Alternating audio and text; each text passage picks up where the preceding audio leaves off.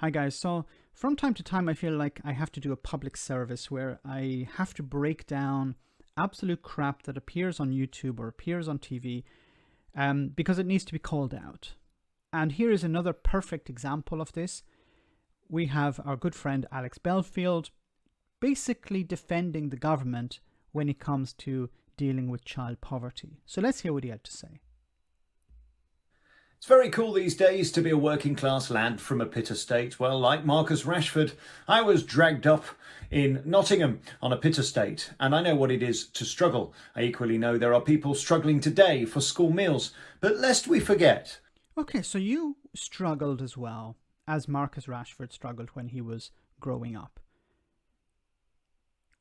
Is that a problem? Is it a problem that people struggle? If it is, I'd like to ask a further question. Why do you think people are struggling?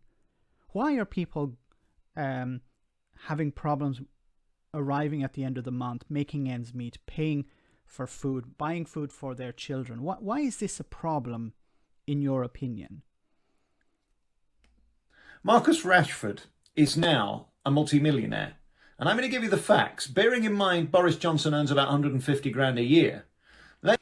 Okay, so you're comparing a politician who's a public servant that is paid, who receives, his salary from the taxpayer, to a footballer who's paid by a company.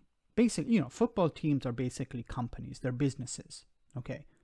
Now, this is a ridiculous argument for a number of reasons. This whole video is a ridiculous argument, but I want to nip this one in the bud first. Many people will say, well, look at Boris Johnson is earning £150,000 a year and he's struggling. Marcus Rashford is on, millions of pounds a year. This is disgraceful. When you're a taxpayer, you don't have a choice whether Boris Johnson gets paid or not. Boris Johnson gets paid out of your taxes. When Marcus Rashford is playing football, in a sense, none of your tax-paying, you have a choice. What I'm basically getting at is, you have a choice. You can watch the football, you can buy the jerseys, you can support the team, or you cannot. Your taxes are not going to pay for Marcus Rashford's salary. The company is paying for his salary. The team is paying for his salary. That business is paying for his salary. You have a choice. You don't have a choice when it comes to a member of parliament getting paid. So it's a ridiculous idea to compare the money earned by a public servant and a private individual working for a business. I assume also, Alex would extend this to, for example, CEOs of companies. Why is the CEO of, British Airways earning millions of pounds per year when Boris Johnson is earning only 150,000? Are you going to extend it to that? What about other companies? Remember, football teams are basically companies, businesses. So it's a ridiculous argument to say, look at how one is earning so much money and a public servant who's paid by the taxpayer isn't. Let's just bear in mind that Marcus and his friends in football could change a lot of lives. So basically his argument, we're going to hear it, is a terrible argument, but basically his argument is, look, footballers earn a lot of money, they're complaining about child poverty, well then they could fix it. Now this is a ridiculous argument and I will explain why. Marcus Rashford has caused an argy-bargy over the free school meals and brought the mass debate into the public domain, and we thank him for that. But we must remember that this man is no shrinking violet, bearing in mind that Boris Johnson's on 150,000 a year. May we remember that Marcus Rashford is worth 65 million. That is a yearly salary of 10.4 million. That means every minute he earns £20. That could feed a family of 4, certainly for more than... Yes, I agree. He could do that. But how would this fix the problem? The problem is systemic. If Marcus Rashford gave away all his money, he could feed people for a year. He could feed people maybe for 10 years. Would that fix the problem? Why do you want to get the government off the hook? The government have a responsibility. And I've said this before. If there's even one person in poverty, the government has failed. Because the government have a responsibility to look after its citizens. Sometimes citizens are living have a reasonable standard of living. Sometimes they don't. That's why we have a social safety net. We have a means for when people are working, they're protected in their workplaces. When those workplaces close, there's a social safety net for them. That's why we pay taxes. That's why we have a society. Now, some people may never need that social safety net. That's fine. But as a society, it's better to have a social safety net for everyone. Some people may not be able to work, may never be able to work because of disability or illness or something. But it's important that we as a society protect everyone. Now, what you want to do, Alex, is you want to ignore the social safety net. You want to shift the responsibility from government onto private individuals. Why should Marcus Rashford pay for the responsibility of government? More than a day, possibly a week in some of the parts of Nottingham where I live. His hourly wage is £1,190 and he earns £28,500 a day. This is what we call bootlicking. He's trying to defend the government. Oh, look, the government are not able to, what am I saying? They're not able to afford these free school meals. Yes, they can afford it. They don't want to pay for it. And he's instead of looking at the problem, he's looking at the messenger. He's like, Marcus Rashford is complaining about this issue. This goes back to the old argument of, when I was poor and I complained about poverty, you called me bitter. When I was rich and I complained about poverty, you called me a hypocrite.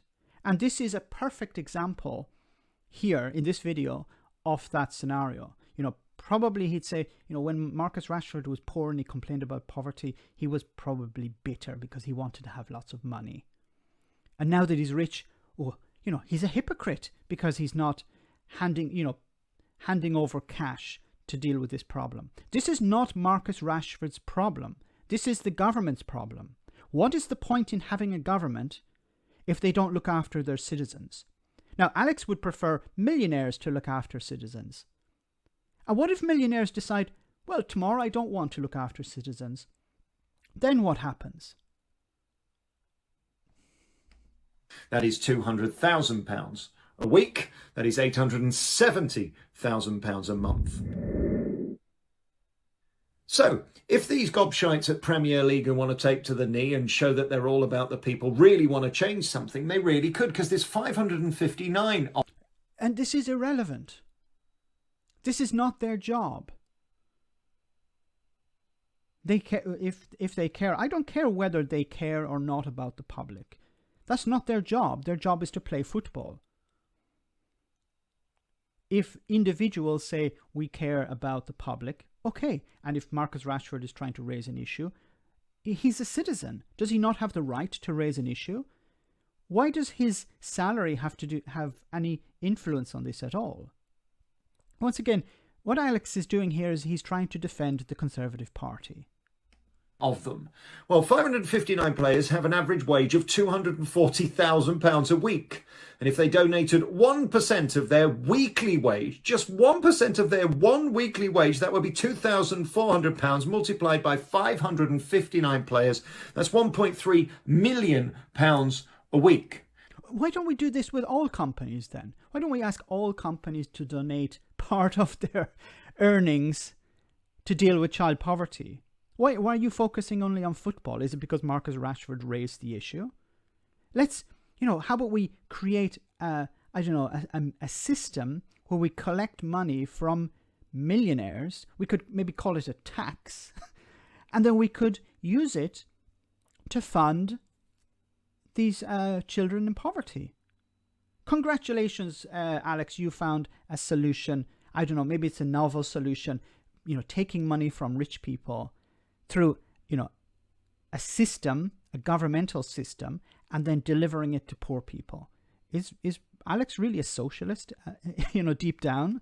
Just imagine at 1% how many kids they could feed. That's nearly £70 million each year. I agree, yes. How many millionaires are not paying taxes? We should put more pressure on millionaires to pay their taxes, so then we end up with no child poverty. But the problem is not so much the millionaires, it's the people who redirect the money. Why are the people who are collecting the money not delivering it to where it should be going? I assume Alex doesn't want children to go hungry. He doesn't actually, say it in this video, but I assume he doesn't want children to go hungry. So surely he would support a mechanism to take money from millionaires and deliver it to these poor children. Unfortunately, where it's collected and where it's delivered, there's something in between that's not, maybe there's a blockage in the tube that's bringing the money from the rich people to the poor people. This blockage, I don't know, maybe it's somewhere in the centre of London, Westminster, and these people just don't want the money to flow from the rich to the poor. Now, bearing in mind it's only 20 million we're really worrying about over the school holidays to feed the kids. Let's just calm down when we're attacking Boris Johnson, who's on a... Let's calm down. Look, Boris Johnson is trying to do his best. Boris Johnson may be the blockage, the money moving from the rich to the poor. And, Boris Johnson has a lot of things on his mind. He has Brexit to get done. He has this pandemic to deal with. He has to, he has to do all of these things while, hiding in a fridge. It's not easy. We need to, give Boris a bit of a break here. We should focus not so much on the government doing their job, but more on rich people demanding that the government do their job. It's much easier if we just ask millionaires to do the job of government than actually ask the government to do their job. This is just another example of bootlicking, where you have people who pretend to be for the people, but in reality they're for the government. This is basically defending Boris Johnson and the government. The government have a job to do, they're not doing it, and instead of actually challenging them and forcing them to do their job, let's instead focus on the messenger. Let's focus on the people who are raising the issue. Let me know in the comment section, guys, what you think. As always, your comments are greatly appreciated. Thanks a lot. I want to say a big thank you to all of my patrons. You ensure that this channel continues to exist. I'm eternally grateful for all of your support. If you join Patreon, you will receive instant access to our Discord server, where we have both audio and video chats. You can chat with me and other patrons, where we discuss important and non-important issues. Becoming a patron per month costs about the same as a large coffee. So why not check it out?